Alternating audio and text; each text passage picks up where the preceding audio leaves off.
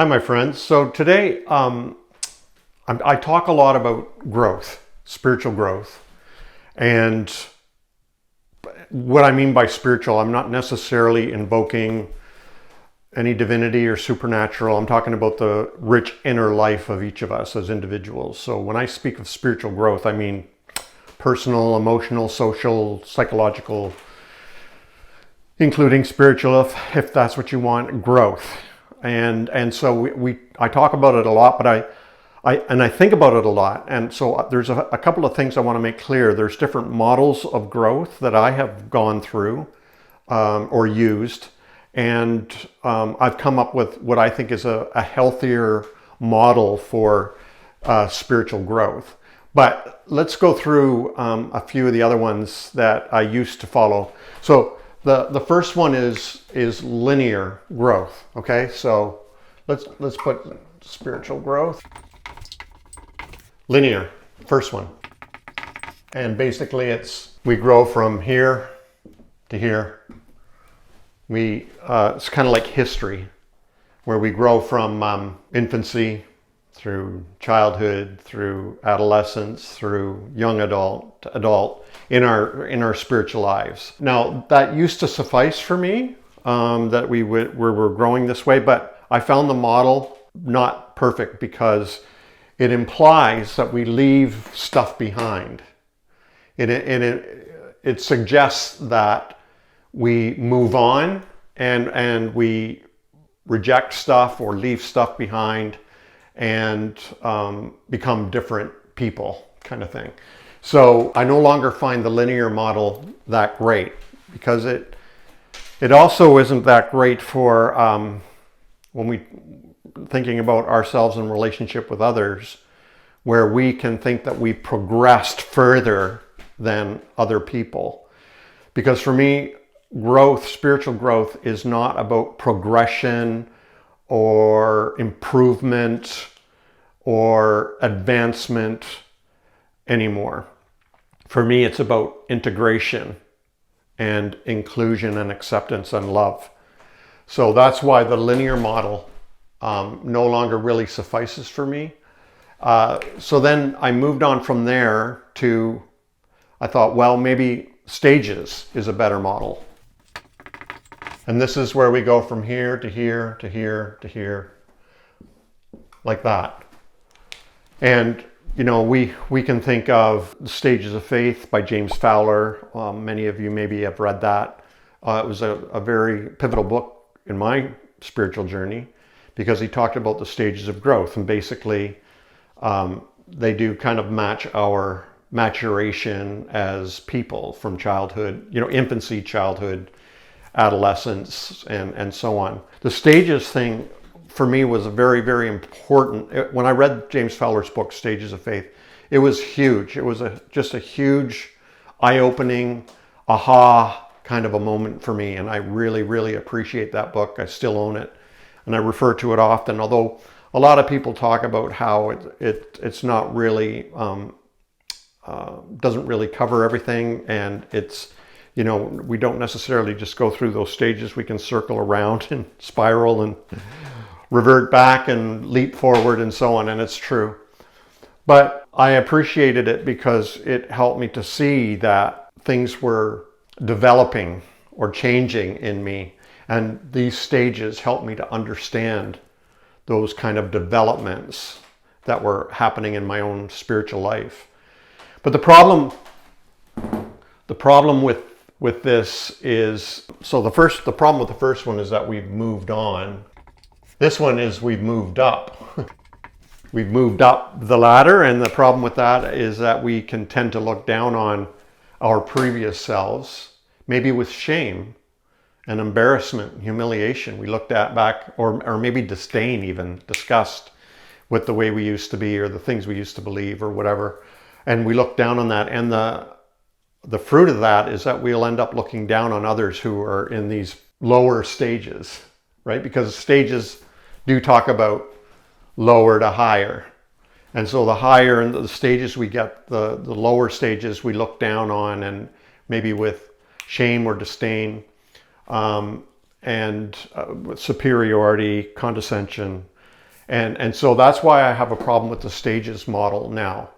So linear model, we've moved on, and that stuff's behind us, and so are the people that represent those previous moments. Stages is we've moved up and we look down on our previous selves and those who are in those similar stages. So I really struggled with, okay, what's a healthy model for understanding ourselves, and also in a compassionate way, but also for understanding others in a compassionate way. And I came up with this one. I call it spatial. It's where we start here and then we grow this way, outward. It's not linear, it's not up, it's outward. We become larger individuals and expansive, more expansive. And implied in this is more inclusive, more compassionate, and more universal in our love and global in our care. So that's why I like this spatial model where we move outward so that it includes everything that's gone before. We don't leave it behind and we don't move up and above it and look down on it. It's still a part of us. I think this is the healthiest way to look at our spiritual development. It's because it doesn't imply progress or that we become better than or anything like that. It just means that we're growing outward and to become more inclusive, so that we look back on our former selves. We don't reject that. We integrate it. We don't look back on that with shame or disdain. It's a part of who we are. You know, I was baptized Anglican as an infant, and I went through Baptist. I was born again 1,000,000 times. I already rededicated my life to the Lord a billion times. I went to the Pentecostal church, Vineyard Church. I was ordained a Presbyterian. I've planted churches. I've been everywhere. And, I could look back on all that stuff, and I know some people do, and they're ashamed of it. And they want to reject that. They don't like that part of themselves. And they try to forget it. But that is not the healthiest way to deal with our former selves. We integrate it. Whether it's our dark side, our shadow side, our child side, our feminine side, our masculine side, our aggressive side, or our passive side, or whatever, we need to integrate it. It's like Carl Jung, the psychologist, suggested. We can't neglect or try to ignore or deny or dismiss our shadow. We need to integrate it. It appears to us in our dreams. The unconscious comes up out of our dreams, out of our unconscious, and speaks to us in an attempt for us to integrate it, not to reject it out of fear or shame or whatever. And so that's why I like this. It's all about integration. It's all about inclusion. Let me quickly erase this. I want to show you another picture, and this is my iceberg theory. As you can tell, I think about this stuff a lot. My iceberg theory is that, like Carl Jung again, our consciousness is like an iceberg. And we know icebergs are about 10% above water. So here's an iceberg. About 10% is above water. So I say that this is our consciousness, and this is our unconscious. My claim is we need to, like our unconscious is coming up, constantly in our dreams, in flashes of insight or trauma or whatever. Our unconscious is constantly trying to come up into our consciousness, and we become more self-aware, right? The goal isn't, and will never be, that the result won't be that this all gets above water. Doesn't never happen. What happens is we start here. There's the iceberg. There's the 10%. 90%. What happens is when we grow spatially, this is what happens. More comes to the surface. It's larger than that. We continue to grow, but it's still, here, maybe I got a better idea. See, I'm even learning as I draw. This is all the unconscious. This is the conscious. Here's where we start, like that.